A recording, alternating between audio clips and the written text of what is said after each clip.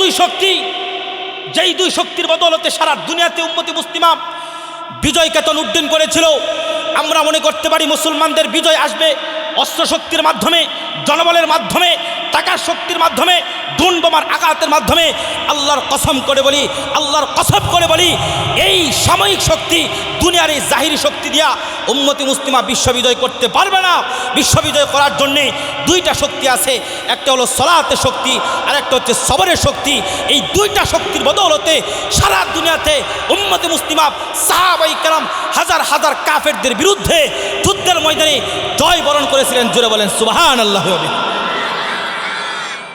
মুহতারাম হাজিরিন, খলিফাতুল মুসলিমিন, এই কথা বলে বয়ান শেষ করে দেব। খলিফাতুল মুসলিমিন উমর বিন খাত্তাব রাদিয়াল্লাহু তাআলা সোনালী যুগের ইতিহাসের কথা। যখন পৃথিবীর দিক দিগান্তে ইসলামের বিজয় কেতন উড্ডীন হচ্ছিল আর রোম এবং পারস্য মুসলমানদের শক্তির সামনে ধরাশায়ী এবং পরাজিত হচ্ছিল, এমন একদিন রোম সম্রাট নিজের উচ্চপদস্থ সেনা কর্মকর্তাদেরকে রুদ্ধতার বৈঠক ডাকলেন। যে হ্যাঁ, আমার উচ্চপদস্থ সেনা কর্মকর্তা তোমাদের কি আছে, আমি জিজ্ঞাসা করতে চাই, আমি জানতে চাই যে স্বল্প সংখ্যক মুসলমানের বিরুদ্ধে তোমরা যুদ্ধের ময়দানে গেলে ছাগলের পাল একটা মাত্র বাঘ দেখলে ময়দান থেকে পালাইতে বাধ্য হয়, যেমন করে স্বল্প সংখ্যক নিরীহ নিরন্ন অসহায় সাহাবায়ে কেরাম মুসলমানদের সামনে তোমরা যুদ্ধের ময়দানে গেলে তোমরা কেন এমন করে পরাজয় বরণ করো? তাদের সংখ্যাও কম, টাকার শক্তি তাদের নাই, জনবল নাই, অস্ত্রের শক্তি কোনো কিছু তাদের মধ্যে নাই, আর তোমাদের কাছে টাকা শক্তি আছে, জনবল আছে, অস্ত্রের শক্তি তোমাদের কাছে আছে, কিন্তু তারপরে তোমরা পরাজয় বরণ করো। তার কারণ কি? বিশ্ব ইতিহাসের বিশুদ্ধতম গ্রন্থ আল বিদায়া ওয়ান নিহায়া কিতাবের মধ্যে উদ্ধৃতি দিয়ে লেখা হয়, কেউ কোনো কথা বলে নাই। একজন রোমান বৃত্ত সৈনিক দাঁড়িয়ে বলে, সম্রাট জাহাপনা, এই সংক্রান্ত একটা তত্ত্ব আমার কাছে আছে। দীর্ঘদিন আমি মুসলমানদের সঙ্গে যুদ্ধ করে এই বিষয়টা আমি আন্দাজ করতে পারছি যে কেন আমাদের শক্তি, আমাদের জনবল বেশি হওয়ার পরেও অল্প সংখ্যক মুসলমানদের বিরুদ্ধে আমাদেরকে লেজ গুটিয়ে ময়দান থেকে পালাইতে বাধ্য হই। তার একটা কারণ আমি জানি, যদি আপনি শুনতে চান তাহলে আমি আপনাকে শোনাতে পারি। সম্রাট বলে, এটাই তো আমি শুনতে চাই, আমাকে বলো। মুহতারাম হাজিরিন, সেই রোমান বৃত্ত সৈনিক বলে যে সম্রাট জাহাপনা, প্রত্যেক দিন যুদ্ধ শেষ হওয়ার পরে আমি মুসলমানদেরকে ফলো করেছি, লক্ষ্য করেছি, যখন যুদ্ধ শেষ হয় আমাদের সেনাবাহিনী আমাদের ক্যাম্পে ফিরে আসে, আর মুসলমানদের সেনাবাহিনী মুসলমানদের ব্যারাকে, মুসলমানদের ক্যাম্পের মধ্যে ফিরে যায়। আর আমাদের সেনা ক্যাম্পগুলোতে রাতের প্রথমাংশে মদ, জুয়া, আড্ডা এবং শরাবের আড্ডা জমে, নর্তকী নিয়ে তারা গান গায়, আনন্দ করে, এনজয় করে। আর রাত গভীর হওয়ার পরে তারা একটা একটা করে ঘুমের মধ্যে অচেতন আর বিভোর হয়ে পড়ে। আর পরের দিন সকালে 8টা-9টা বাজার পরেও আমাদের সৈনিকদের ঘুম ভাঙতে চায় না। আর মুসলমানদের দিকে মুসলমান সৈনিক যুবদল তারা এত রাত পর্যন্ত নুঠন কর্দন করে না, আরাম আয়েশ করে না। সন্ধ্যারাত্রি তারা ঘুমিয়ে পড়ে। সন্ধ্যারাত্র ঘুমিয়ে পড়ার পরে গভীর রাতে তাদের পিঠ আর বিছানার মধ্যে লেগে থাকে না। তারা ঘুম থেকে জাগ্রত হতে আরম্ভ করে, ওযু করে জাই নামাজে দাঁড়িয়ে নামাজ পড়ে তারা আল্লাহর দরবারে ফরিয়াদের হাত উত্তোলন করে অজর দ্বারায় তারা কান্না করতে আরম্ভ করে। হঠাৎ করে যদি কোনো আগন্তুক ওই ক্যাম্পের পাশে দিয়ে যায়, মনে হবে এখানে কোনো সেনাবাহিনী নয়, বরং এখানে ফকির আর সন্ন্যাসীর দল বসবাস করে, যারা পৃথিবীতে মনে হয় কান্নাকাটি ছাড়া আর কোনোই কিছু পারে না। এই হলো মুসলমানদের অবস্থা। আর সূর্য উদিত হওয়ার পরে মুসলমানদের চেহারার রং বদলে যায়। তারা প্রত্যেকটা চোখ থেকে রাতের বেলায় যেমন করে কান্নার পানি বের হয়েছে, হওয়ার পরে মুসলমানদের চোখ থেকে এক ফোঁটা পানিও আর ঝরে না। মুসলমানদের চোখ থেকে যেন জ্বলন্ত বারুদ বের হয়। আর তাদের প্রত্যেকটা মানুষের মনের এমন হাবভাব হয়, আল্লাহ রাস্তায় জীবন দেওয়ার জন্যে ময়দানে তারা আসতে বাধ্য হয়। জুড়ে বলেন সুবহানাল্লাহ। আমি মুসলমানদেরকে ফলো করেছি, রাতের আধারে তারা আল্লাহর সামনে দাঁড়িয়ে, তারা জাইনামাজের মধ্যে দাঁড়িয়ে নামাজ পড়ে আল্লাহর কাছে ভিক্ষা মাঙ্গে, সাহায্য চায়। নামাজের মাধ্যমে এবং ধৈর্যের মাধ্যমে, সবরের মাধ্যমে পরবর্তী দিন তারা যুদ্ধের ময়দানে আসে আর আমাদের সাথে যুদ্ধ করে। এই হলো মুসলমানদের হালত। ও রোমান সম্রাট জাহাপনা, আমি তোমাকে বলতে পারি, আল্লাহর কসম করে বলি, যতদিন পর্যন্ত মুসলমানদের মধ্যে এই দুইটা সিফত থাকবে, একটা হলো সালাতের শক্তি আর একটা হচ্ছে সবরের শক্তি। এই দুই শক্তি যতদিন পর্যন্ত উম্মতে মুসলিমার সামনে থাকবে, তাম পৃথিবী, রুম পারস্য নয়, তাম পৃথিবীর সমস্ত ইহুদি খ্রিস্টান মিলে মুসলমানদেরকে পরাস্ত করতে পারবে না। এজন্য মুহতারাম হাজিরিন, তোমাকে আমি বলি, আল্লাহ পাক রব্বুল আলামিন উম্মতে মুসলিমাকে যে শৌর্য দিয়ে সৃষ্টি করেছিলেন, আজকে আমরা হারাইতে বসেছি। কেন? কারণ মুসলমানরা সেই দুই শক্তির সন্ধান করে না। এক নম্বর শক্তি হলো সালাতের শক্তি, দুই নম্বর হলো সবরের শক্তি। এই দুই শক্তির বদৌলতে আবার যদি সারা দুনিয়াতে মুসলমান নেতৃত্বের আসনে আসতে চায়, আপনি চান, তাহলে মনে করতে হবে দুইটা শক্তি লাগবে। একটা হলো সালাতের শক্তি আর একটা সবরের শক্তি। এই দুইটা শক্তি অর্জন করতে রাজি আছি তো ইনশাআল্লাহ? জোরে আওয়াজ করে বলেন ইনশাআল্লাহ। আর সারা দুনিয়াতে মুসলমান আবার বিশ্ব নেতৃত্বের আসনে অধিষ্ঠিত হোক, এটা কারা কারা চান? দুই হাত তুলে আমার আল্লাহকে দেখায়া দেন। নারে তাকবীর, দুই হাত নামান। তাহলে মুহতারাম হাজিরিন, আমরা সারা দুনিয়াতে, বাংলাদেশের ভিতরে, সারা দুনিয়ার ভিতরে আজকে যেই অশান্তি হচ্ছে, এই অশান্তির আগুন দিল্লি নিবাইতে পারবে না, অশান্তির আগুন ভারত নিবাইতে পারবে না, অশান্তির আগুন চীন নিবাইতে পারবে না, অশান্তির আগুন আমেরিকা নিবাইতে পারবে না। অশান্তির আগুন নিবানোর ক্ষমতা পৃথিবীতে একমাত্র সোনার মদিনার ইসলামের হাতে আছে। কথা বলেন ঠিক না বেঠিক? এজন্য আমরা বিগত দিনে আধুনিক বাংলাদেশ আমরা দেখেছি, ডিজিটাল বাংলাদেশ আমরা দেখেছি, সবুজ শ্যামল বাংলাদেশ আমরা দেখেছি। আরেকবার আমরা ইসলামের বাংলাদেশ দেখতে চাই। কারা কারা রাজি আছেন? দুই হাত তুলে আমার আল্লাহকে দেখা দেন। এই জন্য মুহতারাম হাজিরিন, আল্লাহর কাছে যদি পৌঁছতে চাও, আবার যদি উম্মতে মুসলিমা বিশ্ব নেতৃত্বের আসনে অধিষ্ঠিত হয়, দুইটা শক্তি লাগবে, সালাতের শক্তি আর একটা হচ্ছে সবরের শক্তি। আর মুসলমান যদি বিশ্ব নেতৃত্বের আসনে আসে, মুসলমান শান্তিতে থাকবে বিষয়টা তা নয়, বরং সারা বিশ্বের 700 কোটি মানুষের মানবতার স্বার্থ হবে, মানুষ নিরাপদে ঘুমাইতে পারবে। কথা বলেন ঠিক না ঠিক? আল্লাহ তাআলা আমাদের সবাইকে মুসলমানদের হারিয়ে যাওয়া সে উজ্জ্বল নক্ষত্র আবার ফিরে আনতে পারি তৌফিক দান করুক, আমিন। 21 শতাব্দীর দার্শনিক প্রখ্যাত আলেমে দ্বীন সৈয়দ আবুল হাসান আলী নদভী রহমতুল্লাহ আলাইহি, তিনার জগৎ বিখ্যাত একটা কিতাব আছে। এটা বাংলাতে অনুবাদ করা হয়েছে, ইংলিশেও আছে, ফার্সিতেও আছে, উর্দুতেও সেটার অনুবাদ করা হয়েছে, যে মাজা খসরুল আলামু বিন হিতাতিল মুসলিমিন, মুসলমানদের পতনে বিশ্ব কি হারালো। মুসলমানদের পতন বলতে একদা সারা দুনিয়াতে উম্মতে মুসলিমার হাতে বিশ্ব নেতৃত্ব ছিল, সারা দুনিয়া শুধুমাত্র মুসলমানরা শাসন করেছে। আর এরপরে যখন মুসলমানদের পতন হয়েছে, মুসলমানদের অধঃপতনের কারণে শুধু মুসলিম জাতি ক্ষতিগ্রস্ত হয়নি, বরং সারা পৃথিবীর 700 কোটি মানুষ তাদের কপাল পরে ছাই হয়ে গেছে। কথা বলেন ঠিক না বেঠিক? এজন্য বলতে চাই যে আবার সারা দুনিয়াতে মুসলমানদের হাতে বিশ্ব নেতৃত্ব আসার দরকার আছে। এটা শুধুমাত্র একাকী মুসলমানদের স্বার্থে নয়, বরং বিশ্বের 700 কোটি মানুষের মানবতার স্বার্থে। কথা বলেন ঠিক না বেঠিক? মুহতারাম হাজিরিন, কিন্তু উম্মতে মুসলিমা সেই বিশ্ব নেতৃত্বের আসনে যাবে কিভাবে? উম্মতে মুসলিমা আজকে চতুর্দিক থেকে ষড়যন্ত্রের আষ্টবিষ্টে জড়িত। চতুর্দিক থেকে আজকে মুসলমানদেরকে এমনভাবে ষড়যন্ত্রের জাল ঘেরাও করে রেখেছে, মনে হচ্ছে উম্মতে মুসলিমা এখান থেকে মুক্তি এবং নিস্তরের কোনো পথ নাই। বিশ্ব নেতৃত্ব দিবে তো দূরের কথা, বরং মুসলমানদের অস্তিত্ব আজকে বিপন্ন হওয়ার পথে। মুহতারাম হাজিরিন, যদিও আমার আর তোমার দৃষ্টিতে উম্মতে মুসলিমার মুক্তির কোনো রাস্তা আমরা দেখি না, যদিও উম্মতে মুসলিমার সংকট উত্তরণের কোনো সম্ভাবনা আমরা দেখি না, কিন্তু বিশ্ব মানবতার মহাগ্রন্থ আল কুরআনুল কারীমের ভিতরে আমার আল্লাহ রাব্বুল আলামিন উম্মতে মুসলিমার সংকট উত্তরণের সম্ভাবনার অফার দুয়ার খুলে দিয়েছেন। ডাক দিয়ে বলেছেন, ইয়া আইয়ুহাল্লাযীনা আমানু ইস্তাঈনু বিস-সাবরি ওয়াস-সালাহ। হে মুসলমান, তোমাদের ভয়ের কোনো কারণ নাই, তোমাদের চিন্তার কোনো কারণ নাই। তোমাদের জন্য আমি আল্লাহ রাব্বুল আলামিন এমন একটা শক্তি প্রস্তুত করে রেখেছি। আরে ভাই, আমার উম্মতি মুসলিমার হাতে যেদিন আল্লাহ প্রদত্ত সেই শক্তি আসবে, সারা পৃথিবীর সমস্ত পাশবিক শক্তি, সমস্ত জালিমের জিন্দান কানা, সমস্ত অত্যাচারের লোহকপাট আল্লাহ প্রদত্ত উম্মতে মুসলিমার সেই শক্তির সামনে ত্রাসের ঘরের মতন উঠিয়ে পড়বে। জোরে বলেন সুবহানাল্লাহ। মুসলমানদের জন্য আমার আল্লাহ রাব্বুল আলামিন এমন একটা শক্তি রেখেছেন, কিন্তু উম্মতি মুসলিম আজকে সেই শক্তি ব্যবহার করার পদ্ধতি জানে না। এখন আপনি মনে করেন একটা মানুষের কাছে শক্তি যতই থাকুক, কিন্তু শক্তি ব্যবহার করার পদ্ধতি যদি মানুষ না জানে, তাহলে অনেক শক্তি থেকে কোনো লাভ নাই। কথা বলেন ঠিক না বেঠিক? শক্তি আল্লাহ পাক উম্মতে মুসলিমার জন্য যেই পথে, যে পদ্ধতিতে, যে লাইনে আল্লাহ রাব্বুল আলামিন রেখেছেন, উম্মতে মুসলিমার সেই শক্তি আজকে সেই পথ আল্লাহ রাব্বুল আলামিন যেই পথ রেখেছেন উম্মতে মুসলিমার বিজয়ের জন্যে, সেই পথে উম্মতে মুসলিম আজকে বিজয়ের রাস্তা খুঁজে না, বরং ভিন্ন রাস্তায় খুঁজতেছে। মুহতারাম হাজরিন, মুসলমানদের এই অজ্ঞতা, মুসলমানদের জন্য আল্লাহ রাব্বুল আলামিন যে শক্তি রেখেছিলেন, কিন্তু সেই শক্তি ব্যবহার করা পদ্ধতি জানে না।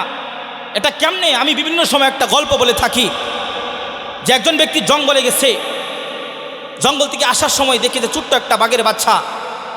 আমি যে ঘটনাটা বলতেছি এটা কোনো বানোয়াট কোনো ঘটনা নয়, বরং একটা চিন্তার খোরাক দেওয়ার জন্য বলতেছি, কানসুক করার জন্য বলতেছি না। একজন ব্যক্তি জঙ্গলে গেছে, জঙ্গল থেকে আসার সময় দেখে ছোট্ট একটা বাঘের বাচ্চা, যে বাঘিনী হয়তো কোথাও গেছে শিকার টিকার করার জন্যে, কিন্তু এই লোকটা বাঘের বাচ্চাকে দেখে খুব ভালো লাগছে, এই জন্য সে ধরে বাড়িতে নিয়ে আসছে। এখন এই বাঘের বাচ্চা, এই ভাই তুমি কথা বলো কেন? মুহতারাম হাজরিন, আমার দিকে খেয়াল করেন। নামাজের ওয়াজ, আল্লাহ খাওয়ায়, আল্লাহ পড়ায়, আল্লাহর আসমানে নিচে আসিস, জমিনের উপরে আসে, এই ওয়াজ আপনারা অনেকক্ষণ শুনেছেন। কিন্তু আমি যে কথাগুলো বলতেছি, হৃদের রক্তকরণ থেকে কথাগুলো বলতেছি, যে উম্মতে মুসলিমা আজকে পতনের কি পরিমাণ ধার প্রান্তে নিপতিত সারা দুনিয়াতে। এই মুহূর্তে বসে বয়ান শুনতেছেন, আজকে এমনও পৃথিবীর এমনও জায়গা আছে মাইকে আজান পর্যন্ত দিতে পারে না। এটা কেন? আমাদের ভিতরে, মুসলমানদের ভিতরে ঐক্য না থাকার কারণে। কথা বলেন ঠিক না বেঠি? তো এই ব্যক্তি জঙ্গল থেকে ধরে নিয়ে আসছে ছোট্ট একটা বাঘের বাচ্চা, বাঘিনী হয়তো কোথাও গেছে শিকার টিকার করার জন্যে, দেখে খুব ভাল লাগছে, ধরে নিয়ে আসছে বাড়িতে। এখন এই বাঘের বাচ্চা সবেমাত্র সে মায়ের বুকের দুধকে সে বাঁচে, জীবন চালায়, কিন্তু এই বাঘের বাচ্চাকে বাঘিনীর দুধ কোথায় পাবে? তার জীবন বাঁচানোর জন্য পেরেশান হয়ে পড়ছে লোকটা। হঠাৎ করে তার মাথার ভিতরে একটা চিন্তা আসছে, আমার ঘরে তো ছাগলের বাচ্চা আছে, ছাগলের বাচ্চা ছাগলের দুধ খায়। এখন দেখি তো এই বাঘের বাচ্চাটাকে ছাগলের উলানের সাথে লাগায় দেখি সে ছাগলের দুধ খায় কিনা। বাঘের বাচ্চা যদি ছাগলের দুধ খায় তাহলে বিরাট বড় সমস্যার সমাধান হবে, যে বাঘের বাচ্চারে ছাগলের দুধ খাওয়ানো যায়। এই জন্য লোকটা এই বাঘের বাচ্চাটাকে ধরে নিয়ে গেছে, ছাগলের উলানের সাথে লাগায় দিচ্ছে। তো পেটি কুদা মুখে দুধ, এটা কি ছাগলের দুধ না বাঘের দুধ? এটা গবেষণা করার দরকার আছে বাঘের বাচ্চার। তার মুখের মধ্যে দুধ আসছে, তৃপ্তি সহকারে পেট পরিপূর্ণ করে সে দুধ পান করছে। এবার তার খুব ভাল লাগতেছে, লোকটাও খুশি হয়েছে যে ছাগলের বাচ্চা, ছাগলের দুধ বাঘের বাচ্চাকে খাওয়ানো যায়। এইভাবে করে ছাগলের বাচ্চারা ছাগলের দুধ খায়, আর বাঘের বাচ্চা সেও ছাগলের দুধ খায়। এইভাবে আস্তে আস্তে করে ছাগলের বাচ্চা বড় হইতেছে, বাঘের বাচ্চাও আস্তে আস্তে ছাগলের দুধ দহন করে খায় সে বড় হইতেছে। এইভাবে দিন যায়, মাস গড়ায়। তো ছাগলের বাচ্চা আস্তে আস্তে বড় হয়, বাঘের বাচ্চাও আস্তে আস্তে বড় হইতেছে। তো ছাগলের বাচ্চা যখন বড় হয়ে সারে, তো ছাগলের বাচ্চার মাথার মধ্যে শিং গজায়। কথা বলেন ঠিক না বেঠিক? তো ছাগলের বাচ্চার মধ্যে যখন শিং গজায় মাথায়, তখন ছাগলদের মধ্যে একটা চরিত্র দেখা দেয়। শিং গজাইলে শুধু গুতাগুতি লাগে, ওই বেড়ার সাথে গুতা লাগায়, গাছের সাথে গুতা লাগায়। এই অভ্যাস অনুযায়ী এক ছাগলের বাচ্চা আরেক ছাগলের বাচ্চার সাথে গুতাগুতি করে। এটা হলো ছাগলের চরিত্র। মাথার মধ্যে শিং গজাইলে শুধু গুতাগুতি লাগে। আর ব্যাঙের যখন পানি পায়, পানি বেড়ে গেলে ব্যাঙ যখন নতুন পানি পায়, ব্যাঙের লাপালাপি শুরু হয়ে যায়। আর সমাজের ভিতরে কিছু নেতা আছে, পাতি নেতা, এরা ক্ষমতায় আসলে লাপালাপি শুরু করে দেয়। সত্যিকার অর্থে যারা বংশীয় পাবে, জাতিকে নেতৃত্ব দিয়ে অভ্যস্ত, এরা ক্ষমতায় আসার পরে জাতিকে এত বেশি জ্বালায় না, উৎপাত করে না। কিন্তু রাস্তার টুকায় যখন নেতা হয়ে যায়, এর উৎপাতে সমাজের মধ্যে টিকা বড়, ভালো মানুষদের টিকা চলাফেরা করা, মুসলমান মা বোনদেরকে ইজ্জত নিয়ে সমাজের মধ্যে চলাফেরা করা মারাত্মক কঠিন হয়ে দাঁড়ায়। কথা বলেন ঠিক না বেঠিক? এই হলো তিন শ্রেণী, এক হলো ছাগলের বাচ্চা, আরেক হলো ব্যাঙ, আর হলো আরেকটা হচ্ছে পাতি নেতা। কথা বলেন ঠিক না বেঠিক? তো ছাগলের বাচ্চার মাথার মধ্যে শিং গজাইছে, ছাগলের বাচ্চা খালি গুতাগুতি করে। এই অভ্যাস অনুযায়ী ছাগলের বাচ্চা বাঘের বাচ্চাকে গুতা দেয়, আর বাঘের বাচ্চা সেও গুতা দেয়। এখন ছাগলের বাচ্চার মাথা তো শিংওয়ালা, শিং শক্ত শিংওয়ালা মাথা দিয়ে যখন বাঘের বাচ্চার মাথার মধ্যে গুতা দেয়, বাঘের বাচ্চাও গুতা দেয়। বাঘের বাচ্চার মাথার মধ্যে তো কোনো শিং নাই, মাথা নরম নরম। এই জন্য ছাগলের বাচ্চাকে গুতা দেওয়ার সময় উল্টা সে নিজেই ব্যথা পায় আর আফসোস করে কান্নাকাটি করে আর বলে, হাই তোর মাথার মধ্যে শিং আছে, তুই আমারে গুতা দেস, যদি কোনো দিন আল্লাহ পাক আমার মাথার মধ্যে শিং দেয় সেদিন আমি প্রতিশোধ নেব। মুহতারাম হাজিরিন, ছাগলের বাচ্চার গুতাকে কান্দে আর আল্লাহর দরবারে দোয়া করে। সমস্ত ছাগলের বাচ্চারা সবসময় বাঘের বাচ্চাটাকে তামসা করে। তো একদিন হঠাৎ করে ছাগলের পালের মালিক রাখাল এই ছাগলের পাল নিয়ে গেছে মরুভূমিতে ঘাস খাইতে। তো সমস্ত ছাগলেরা, অনেক ছাগলে ঘাস খায়, আবার সমস্ত বেশিরভাগ ছাগলের বাচ্চা বাঘের বাচ্চাকে নিয়ে তামসা করে। কেউ পেটে গুতা দেয়, কেউ মাথায় গুতা দেয়, কেউ পায়ে গুতা দেয়, হাতে গুতা দেয়। এইভাবে সমস্ত ছাগলের বাচ্চাটা বাঘের বাচ্চাকে নিয়ে তামসা করে। দূর থেকে দেখছে এই দৃশ্যটা একটা বড় বাঘে দেখছে দৃশ্যটা, যে ছাগলের বাচ্চারা বাঘের বাচ্চাকে নিয়ে তামসা করে। এটা দেখার পরে কি কোনো বাঘের সহ্য হওয়ার কথা? বাঘে ভাবে যে ছাগলের বাচ্চা বাঘের বাচ্চাকে নিয়ে তামসা করতেছে, এটা কোন দুঃখ পড়লো রে ভাই। এই জন্য বড় বাঘে আস্তে আস্তে ছাগলের পালের কাছে আসছে, এসে একটা গর্জন দিছে, একটা হুঙ্কার দিছে। কারণ বাঘের গর্জনে পাহাড় পর্যন্ত থরথর করে কাঁপতে আরম্ভ করে। একটা গর্জন দিছে, গর্জন দিতে দেরি ছাগলের মালিকও দৌড়াইতেছে, বড় ছাগলও দৌড়াইতেছে, ছোট ছাগলের বাচ্চাও দৌড়াইতেছে, ছাগলের বাচ্চার সাথে সাথে বাঘের বাচ্চাও দৌড়াইতেছে। বড় বাঘটা পিছন দিক থেকে দৌড়ায় এসে সে খাবলা মেরে থাবা মেরে ধরছে বাঘের বাচ্চাটাকে। আজকে সে কোনো ছাগল শিকার করবে না, আজকে সে আসছে নিজের স্বজাতির মর্যাদা রক্ষা করার জন্যে। এই জন্য পিছন দিক থেকে এসে বাঘের বাচ্চাটাকে খাবলা মেরে ধরছে। ধরার পরে বলে, তুই দৌড়াস কেন? বলে, ছাগলের দৌড়াই, এই জন্য আমি দৌড়াই। বড় বাঘে বলে, আরে বাঘের গর্জন শোনার পরে পৃথিবীর কোনো ছাগল তার আপন জায়গায় দাঁড়া থাকতে পারে না, ছাগল তো দৌড় দিবেই, তুই দৌড়াস কেন? বাঘের বাচ্চা বলে, উস্তাদ তোমার যে আওয়াজ আমার কলিজা শুকায় গেছে, আর তোমার চেহারা দেখে তো আমার ভয় লাগতেছে। বড় বাঘে বুঝছে বিষয়টা, এই ছাগলের বাচ্চা বাঘের বাচ্চা কিনে তামসা করার সুযোগ পায় কেন? কারণ এই বাঘের বাচ্চা সে নিজের আত্মপরিচয় জানে না, নিজেকে নিজে সে চিনে না, এই জন্য তারে সমস্ত ছাগলের বাচ্চা মিলে তামসা করে। এই জন্য এর আত্মপরিচয় বুঝাই দিতে হবে। আত্মপরিচয় বুঝাইবে কেমনে? এই জন্য বড় বাঘে এই বাঘের বাচ্চাটাকে ধরে নিয়ে গেছে একটা পুকুরের ঘাটলায়। কারণ ছাগলের বাচ্চা তো সবসময় সুঙ্গায় পানি পান করে অভ্যস্ত, আর বাঘে তো সবসময় খালে বিলে নদীতে পুকুরের স্বচ্ছ টলটলে পানির থেকে পানি পান করে অভ্যস্ত। আর এই ছাগলের বাচ্চার সাথে বাঘের বাচ্চা থাকতে থাকতে সুঙ্গায় পানি পান করে অভ্যস্ত। এই জন্য আজকে বড় বাঘে তাকে ধরে নিয়ে গেছে, যা পুকুরের ঘাটলা থেকে পানি পান করে আয়। এই বাঘের বাচ্চা তো কোনোদিন সে পুকুরের টলটলে পানি থেকে পান করে নাই। এই জন্য বড় বাঘের দাবরানি খেয়ে আজকে সে পুকুরের ঘাটলায় নামছে। পুকুরের ঘাটলায় পুকুরের স্বচ্ছ টলটলে পানি যখন সে দেখছে, স্বচ্ছ টলটলে পানির মধ্যে তার মুখচ্ছবি প্রতিচ্ছবি ভেসে উঠছে, দেখি তো তাজ্জব হয়ে গেল, আরে আমার চেহারা তো ওই বসের মতো, যেই বসের গর্জন শুনে জঙ্গলের সমস্ত ছাগলরা পালাইতে বাধ্য হয়। এবার বাঘে বুঝছে যে আমি আসলে যেমন তেমন কেউ না, আমি আসলে বাঘের বাচ্চা বাঘ। এইবার পুকুরের ঘাটলা থেকে উঠে আসার সময় সে বুক পোলায় আসতেছে, তার হাবভাব পরিবর্তন হয়ে গেছে, সিনা টান করে সে আসতেছে।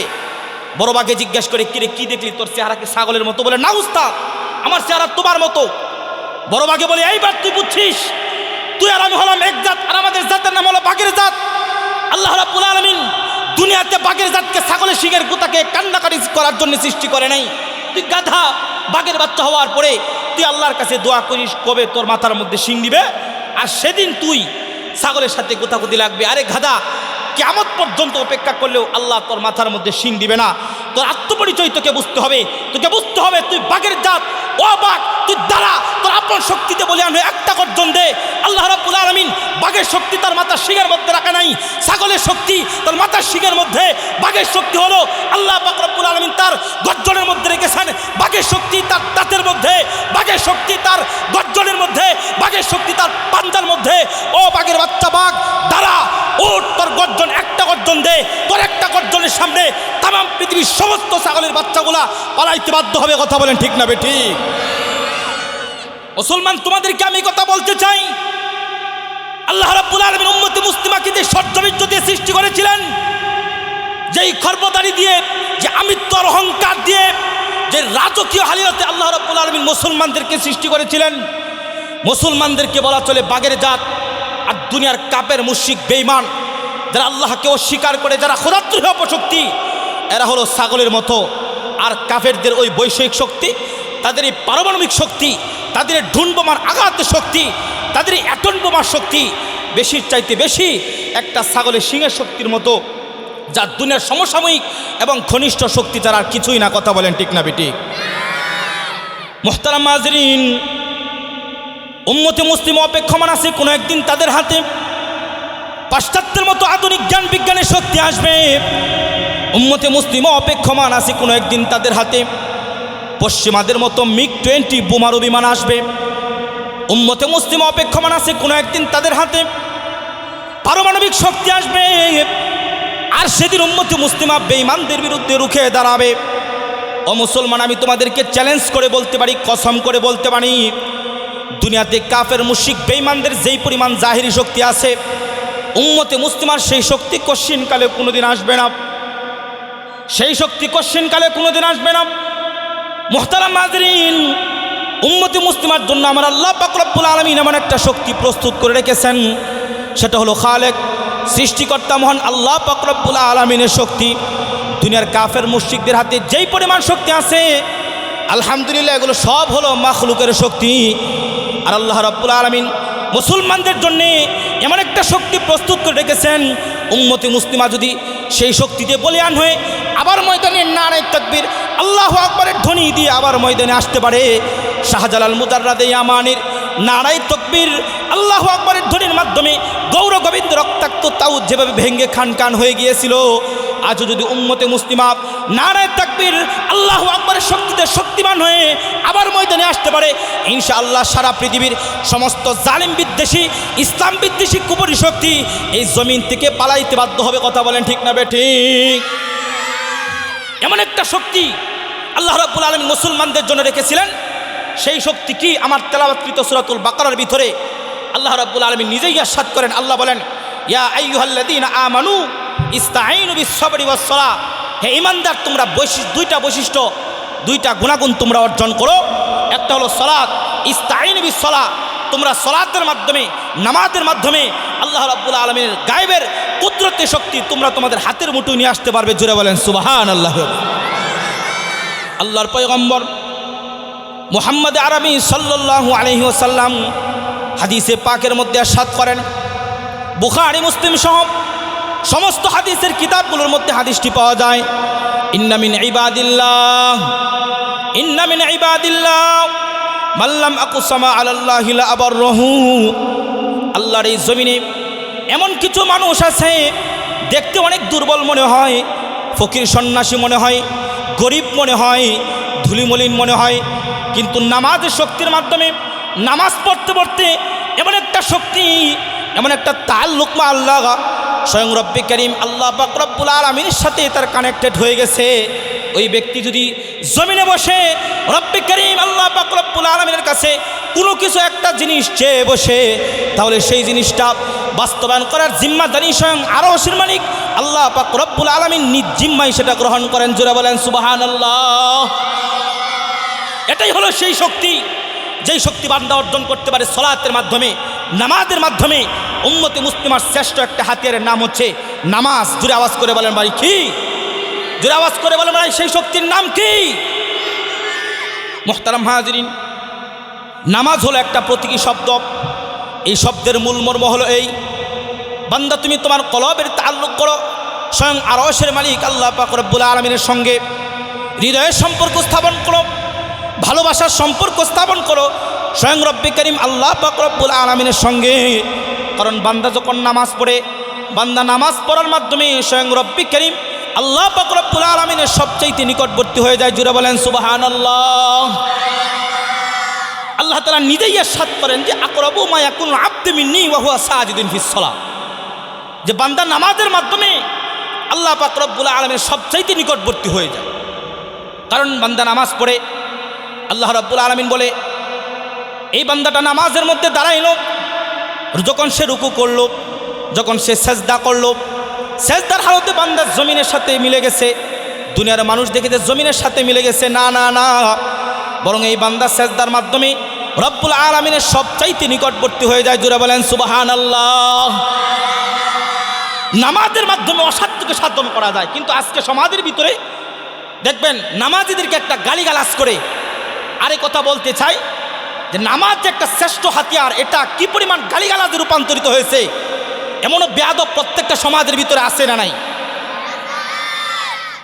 যখনই দেখবেন কোনো আলেমের সাথে অথবা হুজুরের সাথে অথবা দাওয়াত তবলিগের কোনো মানুষের সাথে তর্ক বিতর্কে পারে না, তখনই বলে জান জান মোল্লার দৌড় মসজিদ পর্যন্ত, জান জান জানি মিয়া মোল্লার দৌড় মসজিদ পর্যন্ত। এই যে একটা কথা, এই কথা বলে আসলে যারা নামাজি এদেরকে ক্রিটিসাইজ করতে চায়, ঠাট্টা করতে চায়। আসলে ভাই তোমাকে আল্লাহর কসম করে আমি বলি, এই পৃথিবীর জমিনে এমন অসংখ্য অগণিত নজির আছে নামাজি মানুষের দুয়ার কারণে, নামাজি মানুষের বদদুয়ার কারণে অসংখ্য অগণিত ফেরাউন নমরুদ তারাই পৃথিবীর ইতিহাস থেকে নিশ্চিহ্ন হয়ে যাওয়ার ঘটনা এই জমিনের ভিতরে আছে না নাই? কাজে এই কথা পরিবর্তন করতে হবে। মোল্লার দৌড় মসজিদ পর্যন্ত এই কথা ভুলে যাও। মসজিদ শুধুমাত্র মোল্লা মৌলবীদের নয়, মসজিদ শুধুমাত্র আলেমদের নয়, মসজিদ শুধুমাত্র তাবলীগ ওয়ালাদের নয়, বরং মসজিদ হলো প্রত্যেক ইমানদার ব্যক্তির, যার দিলের মধ্যে ঈমান আছে, যারা নিজেদেরকে মুসলমান বলে পরিচয় দেয়। এদের প্রত্যেকটা মানুষের দৌড় হওয়া উচিত গানের কনসার্ট পর্যন্ত না, প্রত্যেকটা মুমিন বান্দার দৌড় হওয়া উচিত মসজিদ পর্যন্ত, নামাজ পর্যন্ত। জুড়ে বলেন কথা ঠিক না বেঠিক? কারণ মুমিন বান্দার দৌড় যদি মসজিদ পর্যন্ত হয়ে যায়, তাহলে পৃথিবীর ইতিহাস বলে যেই জাতি তাদের কথায় কথায় নামাজের মধ্যে দাঁড়ায়, আল্লাহর কাছে নুসরত চাই নামাজের মাধ্যমে, এই জাতির অগ্রগতি পৃথিবীর কোনো বাতিল শক্তি রুখে দিতে পারে নাই। বিশ্বের ইতিহাস, পৃথিবীর স্বর্ণোজ্জ্বল ইতিহাস সে কথাই বলে, যেদিন সারা দুনিয়াতে উম্মতে মুসলিমার বিশ্ব নেতৃত্ব কায়েম হয়েছিল, আর পৃথিবীর দিক দিগান্তে মুসলমানদের হাতে সারা পৃথিবী নিস্তানাবুদ হয়েছিল, রোম পারস্য পরাজিত হয়েছিল। মুসলমানদের তেমন কোনো শক্তি ছিল না, মুসলমানদের পারমাণবিক শক্তি ছিল না, মুসলমানদের ঝুন বোমার আঘাতে শক্তি ছিল না, মুসলমানদের একটাই শক্তি ছিল, সেটা ছিল নামাজের শক্তি। কথা বলেন ঠিক না বেঠিক? এই নামাজের শক্তি তুমি আমি যদি অর্জন করতে পারি, তাহলে আবার সারা দুনিয়াতে উম্মতে মুসলিমার হাতে বিশ্ব নেতৃত্ব আসবে। এজন্য আল্লাহ রাব্বুল আলামিন উম্মতে মুসলিমাকে কোরআনে কারীমের আয়াত নাজিল করে জানিয়ে দিলেন, উম্মতে মুসলিমা তোমাদের জন্য দুইটা শক্তি আমি আল্লাহ রাব্বুল আলামিন রেখেছি। একটা হলো ইস্তাঈনু বিস-সালাহ, তোমরা সালাতের মাধ্যমে আল্লাহর সাহায্য কামনা করো। আরেকটা শক্তি হচ্ছে ইস্তাঈনু বিস-সবর, তোমরা ধৈর্যের মাধ্যমে, সবরের মাধ্যমে আল্লাহর নুসরত এবং সাহায্য কামনা করো। জোরে বলেন সুবহানাল্লাহ। সবর বলতে আমরা কি বুঝি? সবর বলতে আমরা বুঝি বিপদ আপদে ধৈর্য ধারণ করা, মুসিবতের সময় ধৈর্য ধারণ করা। এরে ভাই আমার সবর শুধু এতটুকুই নয়, বরং তুমি সবরের প্রকৃত অর্থ হলো বান্দা তুমি হকের উপরে, ন্যায়ের উপরে, ইনসাফের উপরে, আল্লাহ পাকের রুবুবিয়্যাতের উপরে, তুমি হকের উপরে তুমি অটল আর অবিচল থাকো। কারণ বান্দা যখন হকের উপরে থাকতে চায়, বান্দা যখন ন্যায়ের উপরে থাকতে চায়, ন্যায়ের উপরে থাকতে গেলে, হকের উপরে থাকতে গেলে, হালালের উপরে থাকতে গেলে, আল্লাহ পাকের রুবুবিয়্যাতের উপরে থাকতে গেলে, ইনসাফের উপর থাকতে গেলে, কখনো তোমার উপরে মুসিবত আসবে, কখনো তোমার জীবন বিপন্ন করে দেওয়া হবে, কখনো তোমার বুকটাকে বুলেটের আঘাতে জাজরা করে দেওয়া হবে। বান্দারে হকের উপরে থাকতে গেলে তোমার উপরে মুসিবতের ঝড় তুফান আসতে পারে। যতই ঝড় তুফান আসুক, সমস্ত ঝড় তুফানকে উপেক্ষা করে, সমস্ত লোভ লালসাকে দুপায়ে দোলে বান্দা হকের ঝান্ডা সমুন্নত রেখে ময়দানে বুকের টিকে তাকবার নামই হলো সবর। আল্লাহর কোরআন বলতেছে ইস্তাঈন বিস-সবর, এটাই হলো হাকিকতুস সবর। বান্দার এইভাবে হকের উপরে, ন্যায়ের উপরে, ইনসাফের উপরে, সত্যের উপরে আল্লাহ পাকের এই জান্ডা, ইসলামের জান্ডা নিয়ে তুমি দাঁড়িয়ে থাকবে। আর দাঁড়িয়ে থাকা অবস্থায় আল্লাহর কাছে থেকে তুমি যখন সাহায্য কামনা করবে, ওই অবস্থায় আমার মালিক, আরশের মালিক আল্লাহ রাব্বুল আলামিন বান্দার উপরে, আরশের উপর থেকে আল্লাহর কুদরতের শক্তি, গায়েবের শক্তি পাঠিয়ে দেন। জোরে বলেন সুবহানাল্লাহ।